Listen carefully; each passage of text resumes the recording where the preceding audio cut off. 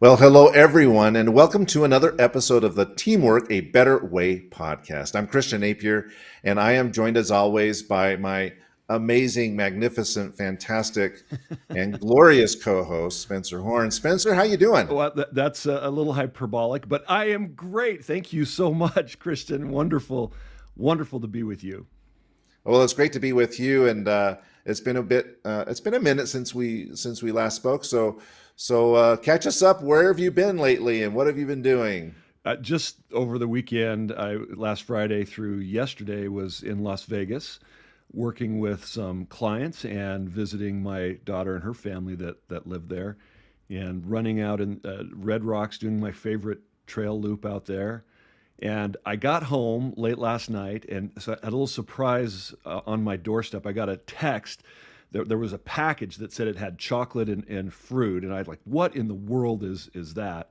And so I called my son, "Hey, will you please go get that out of the sun?" Because we hadn't got back. But there was this amazing package from a client that I worked with the week before that said, "Thank you, Jana and Spencer, for making our team feel so special." I have never had that happen. That was amazing. So that was my weekend. What's been going on with you? Wow, that sounds amazing. Our weekend was really low key. I mean, my wife made zuppa toscana, like the Olive Garden soup. It's really tasty, and we had our son and daughter-in-law over for dinner on Sunday, and just did kind of chores and things on Saturday. So it was a pretty relaxing weekend, all in all.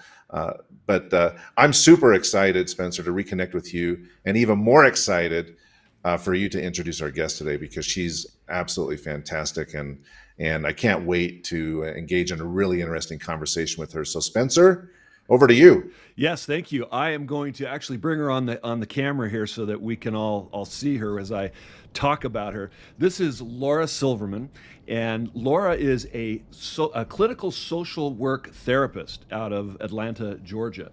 And she is someone that is interested in people learning to use what is known about the brain to create ease in their mind and body. And so we're going to be talking a lot about that today. And really capitalizing on the new freedom to address mental health or mental wellness. And she pulls mindfulness practices off of the mountaintop. That's really kind of keying into our topic title and bringing it down to where everyone actually lives. And she's going to demystify this whole concept of mindfulness and inner balance and all of that. We'll get into some of that. And why is she doing this? What is her motivation? It's really to increase the quality of life for the individual and improve productivity in the workplace. Because if we're out of balance individually, we're going to bring that negative energy to our teams. And so there's a deep correlation, I imagine, that I really want to hear about, Laura. And to increase resilience in the face of change. We don't have any change going on right now, do we, Christian? I think No, that's not. absolutely not. Everything's been quite stable for a long period of time here, right? Yeah, Absolutely. and she's going to teach us how. So I don't want to let all the cat, out of the bag, but she'll really talk to us how she does that, which is what I'm really excited to learn about. I've got my notebook ready, Laura, here to take lots of notes, as I know our listeners are as well. And if you are listening, and I know several of you are excited to hear from Laura and have asked about today, so you can make comments on social media, and we will do our best to respond to those as we go. So let's start off, Laura. Talk about the title of today, which is really mindfulness. It's not what you think it is. What is it? Oh, there's the $1 million question, isn't it? Well, first of all, like many words that become in favor, we kind of banter them around quite a bit till they almost have no meaning. And I think that mindfulness is one of those words. And so I like to add to it that it's not what you think, because we do spend quite a bit of time thinking, and that is really part of finding the balance between different parts of the brain. So mindfulness really is the ability to be present in the present moment, but also being accepting of whatever is showing up, which might be change, which might be uncomfortable thoughts or memories, which might be uncomfortable sensations in our body.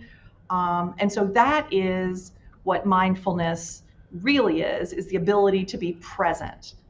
And that's it's become sort of an idea that we have to do certain things like sit in meditation for long periods of time, and only people who are, privileged enough to have the time to go to yoga classes and to go on retreats and things like that, that they're the only ones who have access to this notion of mindfulness. And Well, it's wait a much minute, more. Laura. There's a lot of people out there pushing retreats for this.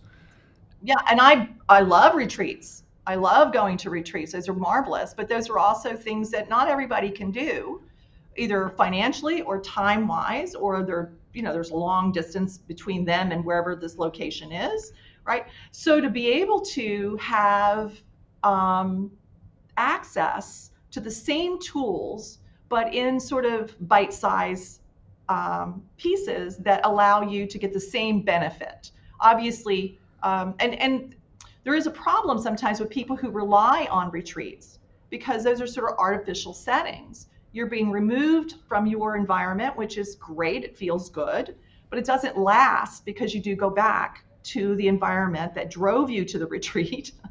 And if you haven't learned how to use some smaller skills, some smaller techniques, and different ways of thinking about your experience in the actual environment you live in, the benefits that you got from that retreat may not last very long, which is why you often find people who go from one retreat to the next, trying to hold on to that feeling that they got from being away from the environment and sitting in that wonderful space, usually of quiet and great food and beautiful scenery and all the things that retreats offer us. I love what you're saying, and it is so true. I worked for an organization that our whole focus was intensive leadership retreats. I worked there for 7.5 years, became the CEO of that company.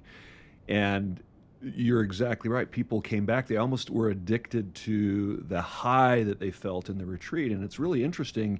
You did a mindfulness exercise with us literally moments before we came on screen today. And I want you to talk more about that.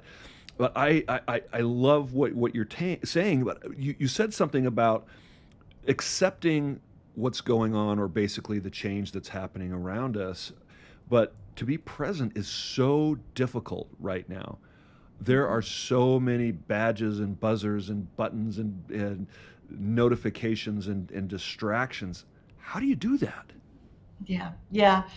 Well, I'm going to kind of say something that isn't very popular, I think, for many folks, and that is saying no to some of those buzzers and notifications and all the things that are showing up in our environment. There is this notion that we have to be available and on 24/7, and if we're not, somehow we're going to miss out on something. And I think back, I'm old, so I can remember the time before cell phones and before email and before texting and before having to be on 24/7. And yet the world managed to function, and we got a lot of work done, and maybe we might even had a little more time off to rejuvenate and spend time with our families and hobbies and things like that. So I don't have the illusion that we're going to let go of all technology. I don't want to let go of all my technology, but I do get selective about where I allow sort of those energy drains, those things that draw my attention away from the present moment. So the present moment is important here because it's the only place where there's any action. Where we tend to spend a lot of time is in thinking about what happened before, and how that went and how we might have been wronged or how right we were, or just just enjoying the memory of something, which is awesome. But no one's actually ever figured out how to go back and change anything. So there's no actual agency there. There's no action there. The other place we might spend time is worrying about what's coming next.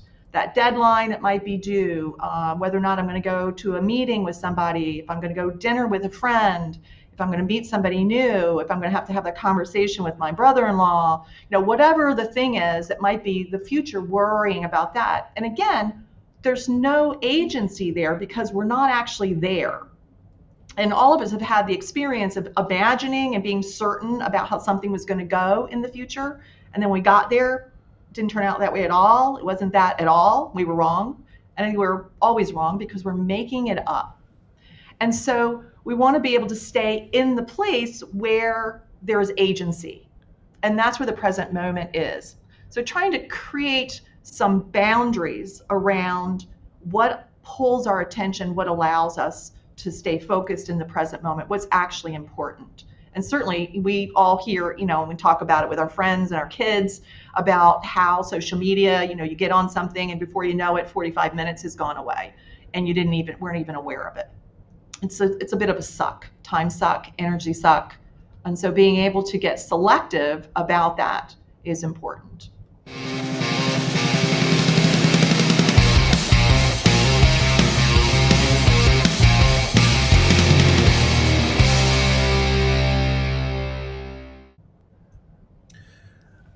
This is fantastic, Laura. Now, I want to kind of come back to the premise that mindfulness can be for everyone, and we don't have to necessarily go to retreats or whatever to do that. They're not that those are bad, but it's accessible to all.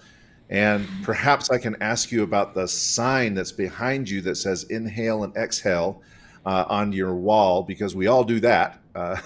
Every single living being does that. So what's the story behind inhale and exhale that's sitting behind you on your wall for the viewers that can see it? Yes. So, inhale and exhale is the thing that's most automatic for us. We are doing it all the time. We're mostly unaware of it until we bring our attention to the fact that we're breathing. And even when we do that, we can notice that we're not having to tell our body to do it. It's sort of our body is breathing itself. It just breathes. That's part of that primitive brainstem area of the brain that is just engaged in our survival. And so that's always present with us. But what's important is that it is always present with us in the moment, presently where we are. It's not in the past and it's not in the future. It's right here. So it's a perfect anchor, which is why in mindfulness trainings and in conversations, it's often anchored to the breath because the breath is easily accessible. It's present.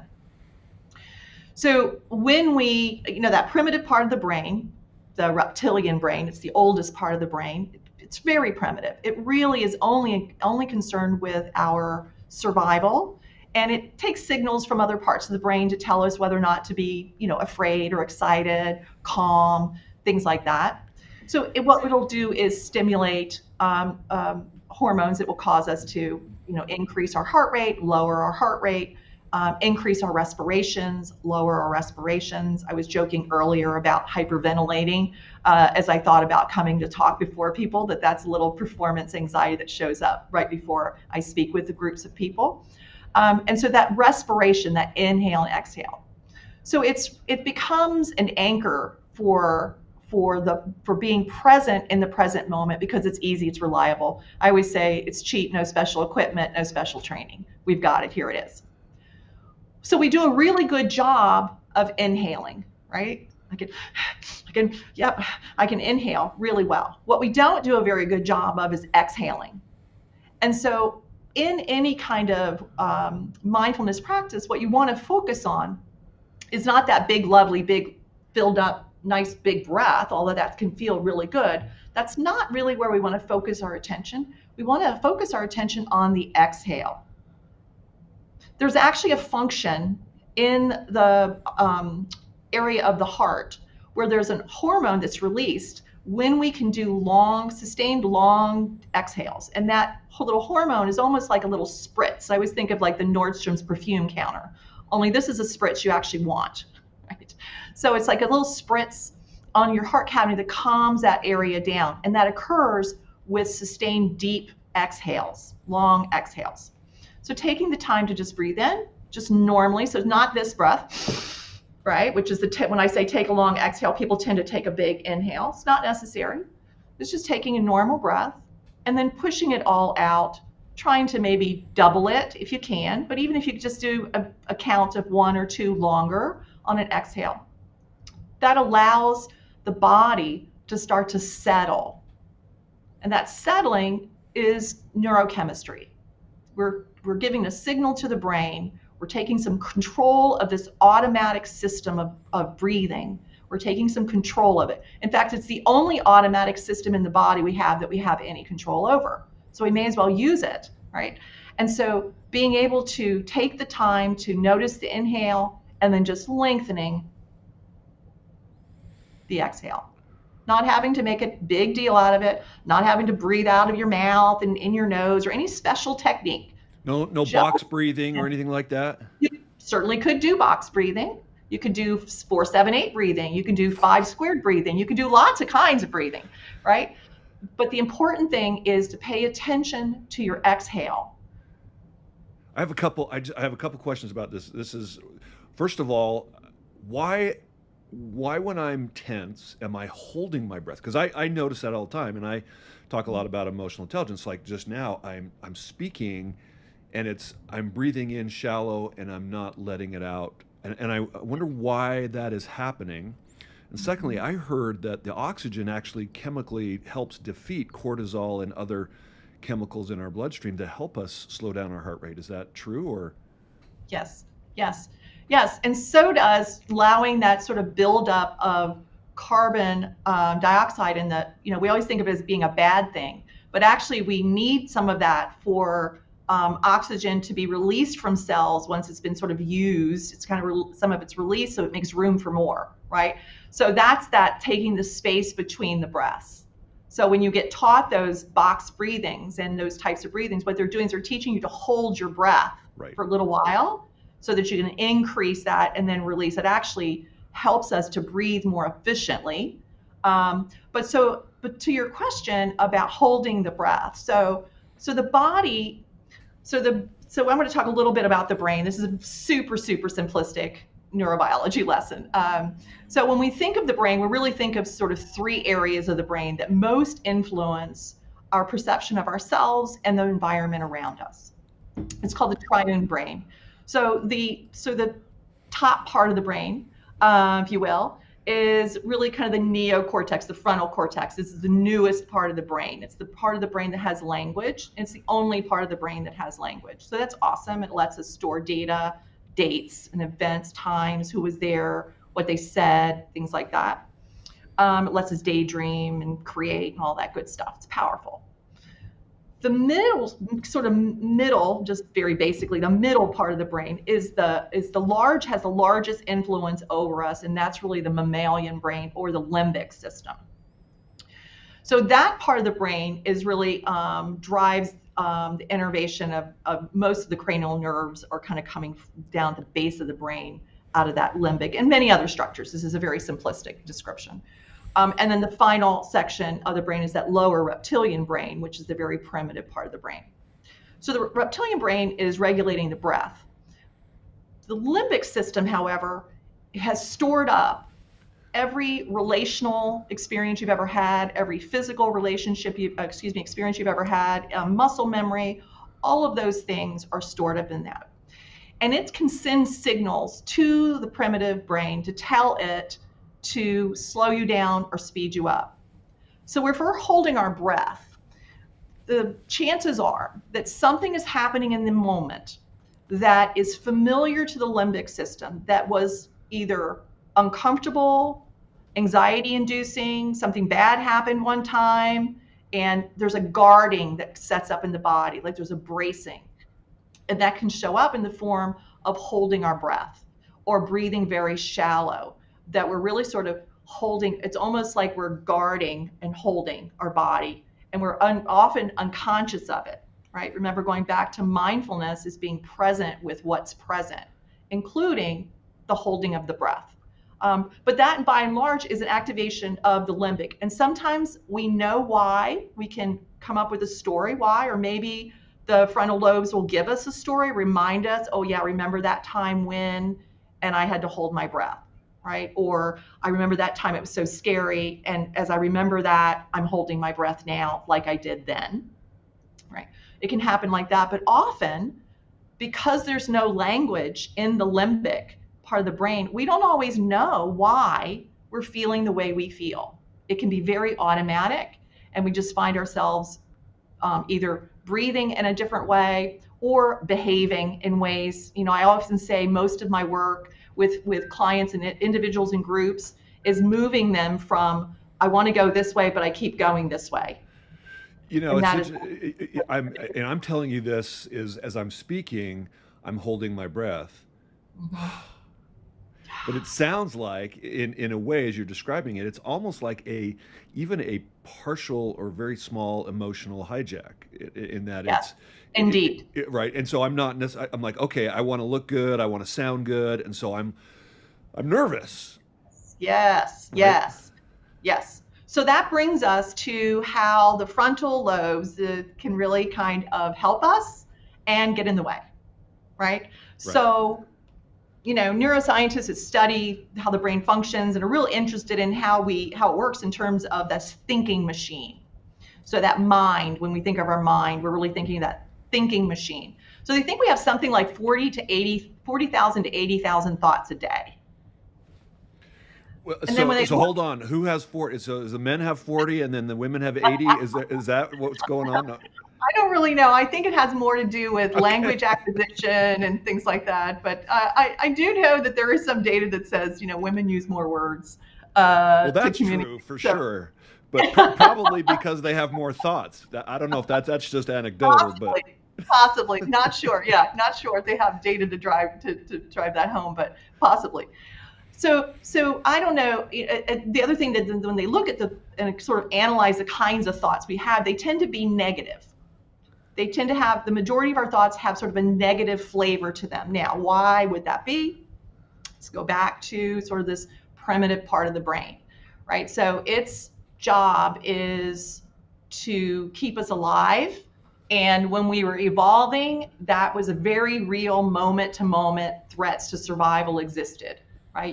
If you imagine yourself out in the Serengeti and there was some big critter out there that would love to have you for lunch, really being aware of that in your environment, hearing it, seeing it, being able to speed up and get away or freeze and hide, and maybe the danger will pass you by, was a very useful function.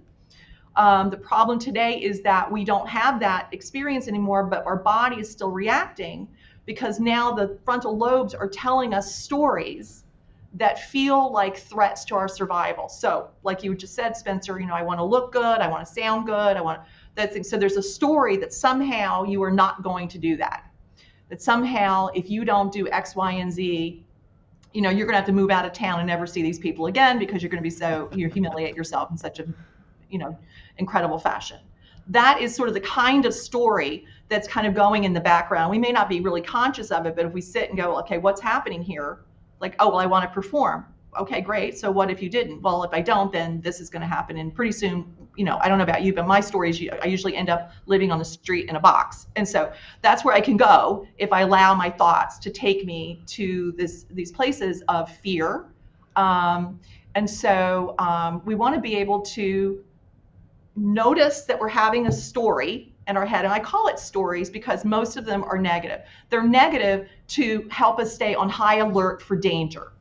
That's the function of it. So while it makes sense, in terms of a strategy, it isn't very helpful to us in everyday life because there aren't, saber-toothed tigers around the corner. We are not humiliating ourselves every moment. We're not going to, fall into a trench somewhere and disappear. Things are like this are not going to happen by and large. And yet we have many, many negative flavored thoughts. The problem too is that human beings, we're different. We do have the frontal lobes that separates us from the other beasties. And so we have this great, powerful machine, that mind that can really help us to create and think and language and all those wonderful things, but can also kind of terrorize us by giving us these terrible, scary stories about who we are, how we're going to perform, how people see us, what our value is, all those kinds of things. Because they have a naturally negative bent to them, a natural negative flavor to them, so that we stay on high alert for danger, they end up becoming something that we are constantly on guard from our own internal thoughts. And that becomes where that inner balance that I talked about earlier kind of knocks us out of whack, because we can actually be in a space where everything is okay, and yet inside our mind there is a story, maybe a loud story, maybe a quiet story that's sort of a background noise telling us otherwise. And the limbic system, that lovely, powerful part of the brain that helps us to feel sensation and expresses it through sensation in our body, doesn't know the difference between something actually in the environment that's going to harm us and us vividly imagining it or vividly recalling a negative experience. And so we can actually feel like we're in trouble, feel like we're in danger in a space where there is no danger. And that's why so many of us are walking around in a highly anxious state and unable to figure out what the heck is happening. And so learning techniques to first not take every thought, believe everything that you're thinking, taking everything on as a fact, and being able to center your body in the present moment with what's actually happening in the moment, not what your mind is telling you is happening.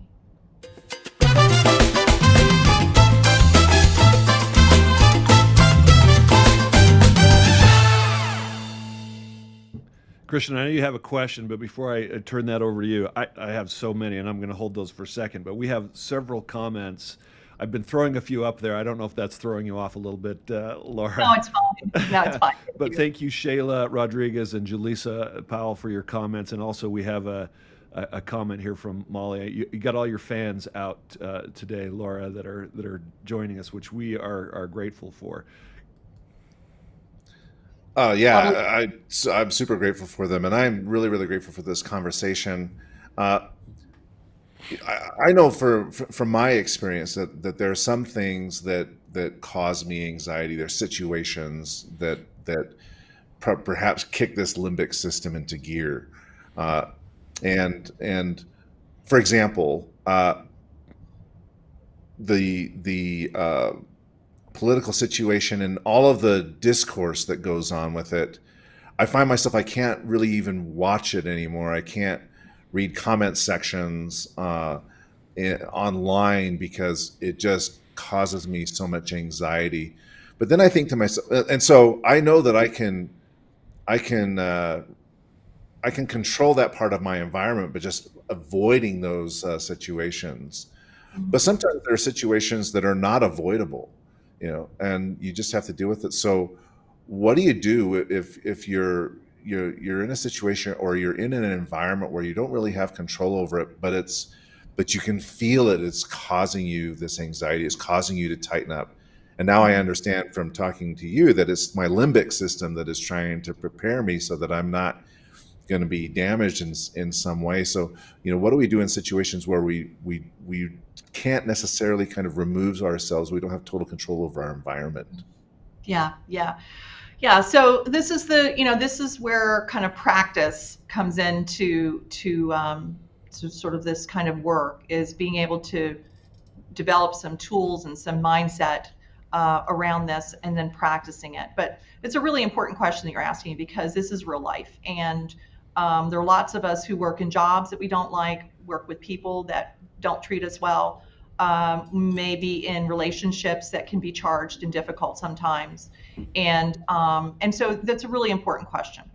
So the most important thing is to be able to stay centered in your body and recognizing the story your mind is telling you. So I'm just going to sort of an example of, I know I was talking with someone recently who was running her weekly staff meeting, and is convinced that there are two staff members who detest her and who are working against her, and have gone above her head and made some comments to people, and have kind of been snide in meetings and so forth. And so what's happened is that as she comes into each staff meeting, she's already anxious, and trying to figure out how is she going to prove herself in some fashion to these people who she believes are working against her. And so, there's, being the team leader, I suppose she could use some HR support. She could confront these folks. She could talk about, but the fact is that she doesn't actually know what's going on inside of those other people. But what she can know is what's going on inside of herself. And so being able to allow herself to regulate herself, her felt experience, because the fact is that we can move in the direction that we want to go with and despite uncomfortable thoughts and feelings. We can do that because we are going to have uncomfortable thoughts and feelings throughout our life, sometimes throughout the day. So being able to recognize that that's possible, being able to notice what is actually present. And so I use this sort of little exercise with folks. So if we put out our arm and we tense up that arm, that one arm, but we try to keep our jaw, our jaw relaxed and the rest of our body sort of relaxed, and just tense in the arm, and taking a moment to really notice that tension. And then asking yourself, like, where is your awareness, your attention right now? Where's the majority of your attention right now? For most people, it's going to be on the arm, right? Because they're tensing it up and they're tightening it. Okay. So for the ease of math, let's just say that this is 1/5 of my body. So 1/5 of my body is really, really tight and anxious, maybe really tensed up here. 4/5 of my body are not. 4/5 of my body are actually kind of relaxed, or at least neutral. It's where do I place my attention? So our mind is a tool of attention. And so if I'm in a situation that causes me to start to feel anxiety, it's useful to, one, try to understand why am I feeling anxious? What do I believe is happening? What is the story my mind is telling me? And then is that story true? And what we were going to say initially is yes. Heck yes, it's true. I think it. I think I know something and I feel the anxiety, so it must be true. It's true. Then the question comes, is it 100% true? Because most of the stories our mind is telling us are made up. They're distortions and they usually have a negative flavor to them. So if we accept that we may be overreacting, underreacting, misinterpreting what's happening in the environment, if we just leave a little room for a possibility that's true, can we then examine what's happened, pay attention to what's happening in our body? Where is this tension? Where is this anxiety? How do I know I'm anxious? Is it because I'm feeling sensation in my chest, in my arms, my hands are sweaty, I'm breathing shallow, I'm holding my breath? How do I know? Can I pay attention to those sensations? And just like the tensed arm, can I look elsewhere now to see if there's any part of my body that is at ease? And some people say, no, I'm all over, it's all over. And I'm going to say, unless you're having a grand mal seizure, your brain is not doing one thing. There are many things going on in your body. Our job is to pay attention, to look for them. What else is present? So we have some choices about where do we lay our attention. And if I can find neutral sensation in the body, can I find the part of the body that just feels okay? Then can I breathe into that, notice what that feels like, and allow myself to be present with that and enjoy that while I'm in this situation, while I'm in this moment. And maybe doing like we did with the little mindfulness exercise in the beginning, move between the two experiences. That part of my body feels really anxious. This part of my body doesn't. And being able to stay with that and see what happens if we shift our awareness. And that's something we can do sitting in a meeting. We can do sitting in our car. We can do it while we're standing in line, to get your favorite donut or smoothie or whatever you do in the morning, right? All these things that we can do, these are small things that we can do, but it takes practice. It's not a simple thing because we are very much seduced by the stories we tell ourselves. We really do believe most of the things that run through our minds. And I'm going to tell you that we are very creative in the kinds of thoughts that we have, right? So the content may be different, but the nature of the thought is not particularly creative. We have analysis and judgment. We have self-doubt, self-criticism. We have a little bit of fantasy, planning, but planning can also be fear-based. And so sometimes that's, about judgments and fear and self-doubt. Yeah, don't want to be wrong. Right, don't want to be wrong, absolutely, right? And every now and again, to keep us in the game, we'll have a few facts that come through, right? So we have like little conspiracy theories that there's some little truth, and then we spin out this great story around that creates all kinds of anxiety and self-doubt by and large. And the function of that is protective. As irritating as that sounds, it is protective. Because if I withdraw and I hunker down, chances of anything bad happening to me are really reduced. The problem is if I hunker down and I withdraw, the chances of anything wonderful happening to me are also reduced. You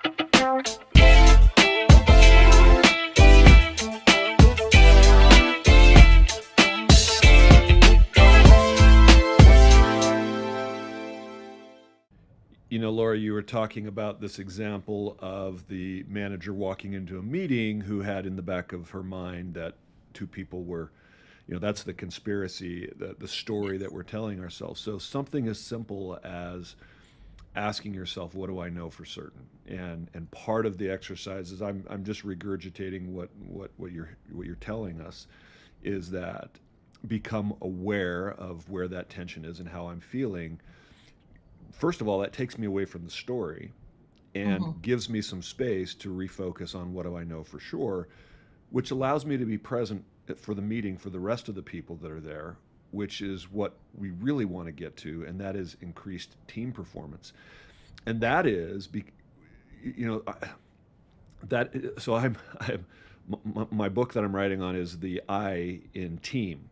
And to me, Mhm. this is exactly what we're talking about, because I talk about similar stuff, but it is working on me so I can be a better asset to the entire Absolutely. team, because every individual on that team impacts the team culture. And so my hopefully I got that right. And secondly, Yes. in your work, what are you seeing? I mean, this is an example Mhm. in terms of this level of anxiety and this negative self-talk and storytelling. What are you seeing happening today with your clients, and what's going on, and what do you think are the causes of that? Yeah. Yeah. Yeah.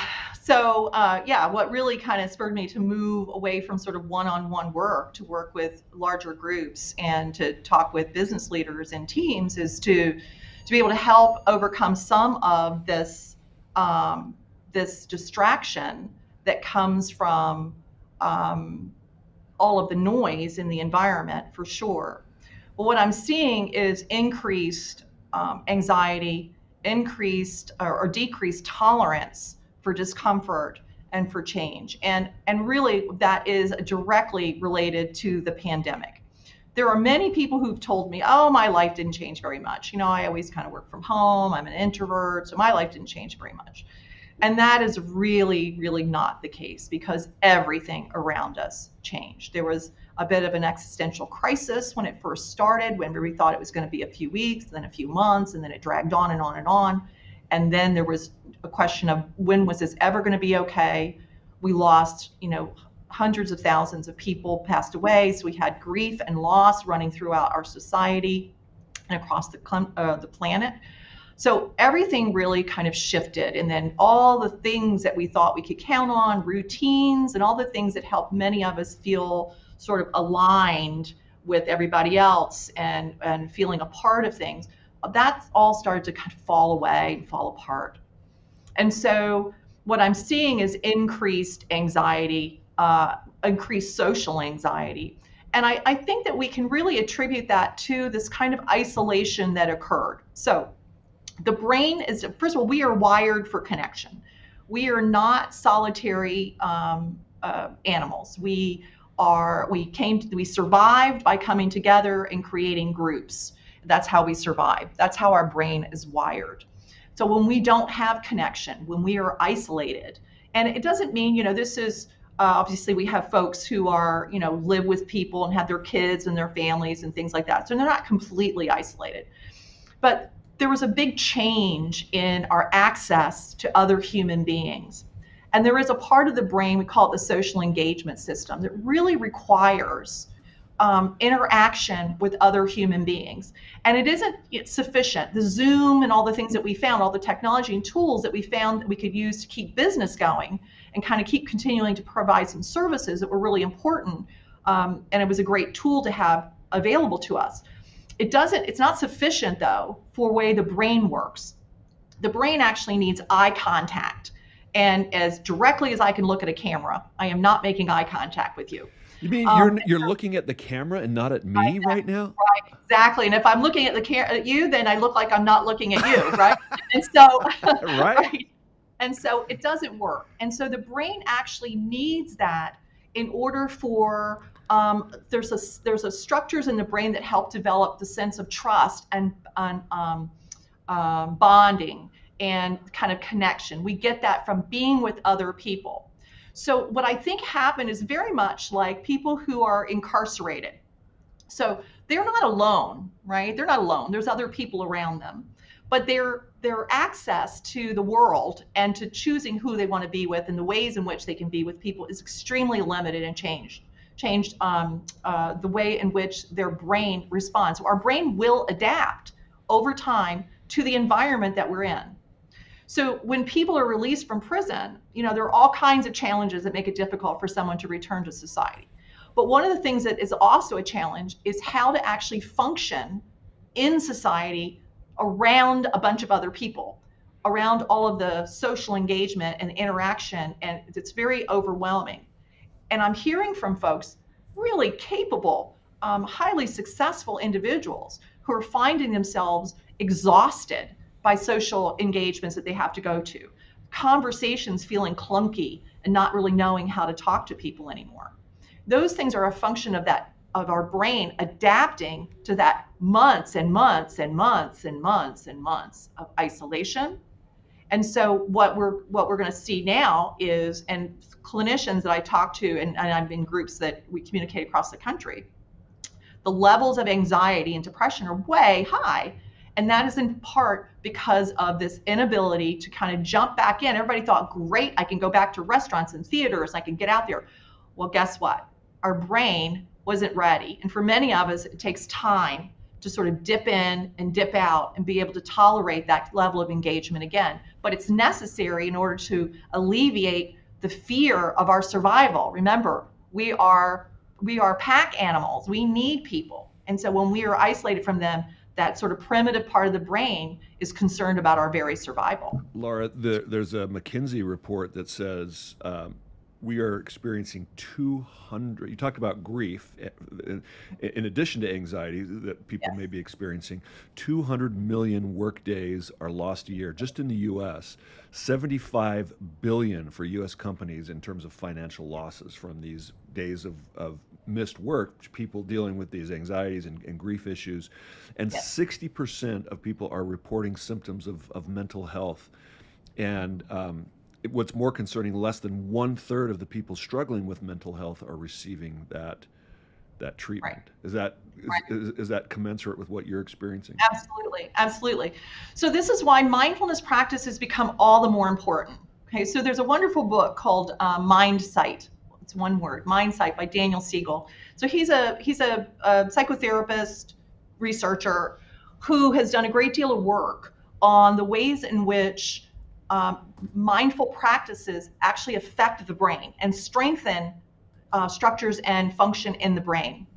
And so we know that something as simple as doing a short body scan, which is simply just identifying parts of your body, just bringing your awareness to your feet, your ankles, your calves, your knees, all the way through your body, and just noticing any sensations that might be present. Some people have a hard time feeling their body. This is a real issue for people who have learned to use their intellect to try to push through emotional distress. And for many people, it's a survival mechanism. They needed to do that to be able to survive wherever they came from, whatever they were going through. So it's not a bad thing in and of itself to be an intellectual. However, the limbic system gives us all kinds of information in the body. So trying to get reconnected with the body is critical to our well-being. And so for some people who are disconnected, we literally have to have them put their hand on the part of the body when they scan it. If they can't feel their arms really, then put your hand on your arms. Can you feel the pressure of your hands on your arms, starting there? So starting to turn on those structures, and they are mostly right brain dominant. They work with other parts of the brain. The brain is very complicated. It's not, it's not left or right.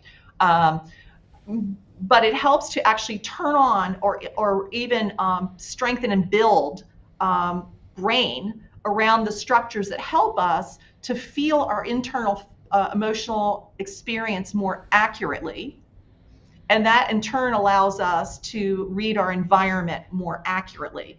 And so simple things like body scans, we know that if we do a brain scan of somebody who has been if I do a functional MRI today of someone, and then they do the body scans every day, if I do a functional MRI of them again about 6 months later, we will see that there's some changes in the way the brain is firing. It actually sort of beefs up the structures in the brain that help us to feel our emotions, feel sensations in our body, and to be recognizing what's actually happening to us internally so that we can then accurately interpret what's happening to us externally. So it's a very simple practice. It doesn't take a lot, but it is a practice. It is something that has to be done on a regular basis. And I have clients often, frequently, I've done this in big groups and done lead scans and so forth, and people say, yeah, it was kind of relaxing. I didn't really get much from it. And mindfulness practices are never, the intention is never relaxation. It's a nice byproduct. If you feel a little relaxed, that's awesome. That's not the purpose. The purpose of all these things is to be exquisitely present. That's active. That's not passive, right? And so being able to get to really paying attention to, oh, I'm feeling a little tightness in my left shin, or calf, but I'm not so much in my right. That's interesting. What's going on behind my knees? And feeling sensation moving up the body, and just getting familiar with what's present in my body. And not veering off into interpretation or judgment, or that's because, whatever. We don't know why, because sometimes the limbic is triggering something that's unconscious. Sometimes it is something that's happening, but sometimes it's just a story we're telling ourselves. Like, I have to be really cautious about what I say today, right? I have to be cautious how I impress people today. I make sure that I do the right thing, right? That's a story. By and large, I do what I do, I know what I know, and I'm going to be okay. But the story can really be scary. Well, we're running up against it. It's been a fascinating conversation. I do have one comment and a question, and Spencer might have a final question as well. My comment is going back to the anxiety that people are feeling now that we've been on Zoom calls for 2 years and are now starting to get back in front of people. We've seen in the news lately a lot of tension between the C-suite and the workers, because the C-suite folks are saying, come back to the workplace, and the workers are saying, actually, I'd rather just stay home. And until today, for me, a lot of that was just attributed to, well, I have more control over my schedule, I have more freedom, this is easier for me, it's a better use of my time. I never really thought about the idea that actually being in front of people in person again can cause anxiety and stress. And so I really appreciate you bringing that to light. So that was my comment. My question is this. You've mentioned quite a bit today about the stories that we're telling ourselves in our brain and them being largely negative for our own good, evolutionarily speaking, right? And that we need to develop practices so that we don't necessarily just believe those assumptions. At the same time, we always hear from people, you got to trust your instincts, you got to trust your gut. And so how do you reconcile those things where you've got on the one hand saying, well, you're telling yourself a bunch of negative stories, stop it, and listen to your body. And at the same time, well, you got to trust we look at the leaders, right? It's like, oh, he trusts his gut. And so how do you kind of reconcile these two apparently opposing views? Yeah, that's really, really important point. So if we actually look at people who don't have any kind of mindfulness practice, don't have any time that they spend in contemplation, which it can be, contemplation can be a form of this, it's sort of just being present with our emotions and kind of being in our body and so forth. Even people who use prayer is a form of contemplation. All people who don't have those practices but kind of go from their gut are not always actually accurate in their decisions. So they may be successful, but if we really look at their track record, we might see like, oh yeah, that worked, but man, there were a couple things that didn't work so well, right? And the reason I say that is because the deeper your practice is, the more connected you become with that gut feeling. In fact, it's referred to as the seventh sense. So our sixth sense is that sense of where we are in space and time, up, down, left, right, feeling our body in space and time. It's our sixth sense. Our seventh sense is that gut feeling. But that gut feeling is in the body. It's this knowing without knowing how we know, right? So being able to trust that and being more connected with your body is going to make you much more accurate with whether or not this thing that you want to do is going to be good for you or not good for you. And good's not really a great word. I'm not crazy about good, bad, right, wrong. I'm more interested in, is this decision I'm going to make, is it going to move me in the direction that I want to go, in the direction of my values, or is it going to move me away from that, right? So that choice point, that point in which we're getting ready to make that decision, is where we can often kind of lean into our gut feeling. But if we're not actually paying attention to everything that's present for us, that feeling we may have in our body that we're thinking is our gut feeling may be fear, maybe anxiety, it may be driven by that and not by facts, not by what's actually available to us and what we're actually capable of. And so that's that question. So I'm a big fan of that gut feeling and using your intuition and kind of knowing things.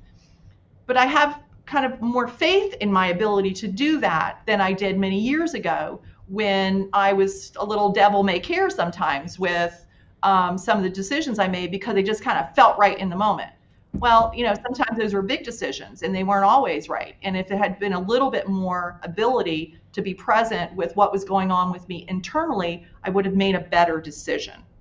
So it's that finding that balance and recognize it. Am I trying to make a quick decision to get out of this, just to get it over with, to get rid of it, because I'm telling myself a story that may or may not be based in fact? So, and am I just being impulsive? And sometimes that can feel exciting too, and yet there can be consequences to that impulsivity that, might have been nice if we just taken a breath and felt our body, then with what was present. Well, I really don't have any more questions because we could keep talking for quite some time.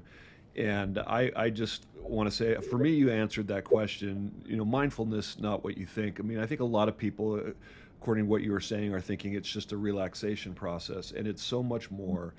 Yes. What I heard you say, it is a technique or a process to keep us present so that we can act in our best interest and the best interest of the team in a way that helps us overcome our negative stories and just really overcome some of those things that are holding us back from being the best that our team needs us to be. That's what I heard from today. Christian? Well, I'm glad you took that away. Thank you. I can't hear you. I muted myself. Oh, darn. This has been a fascinating time with you, Laura. I really appreciate you joining us today and sharing your insights and your experience and your expertise with us and with our listeners. And if people want to learn more about how you could potentially help them, whether it's individually or organizationally, helping organizations to find a better way to work, what's the best way for them to reach out and connect with you?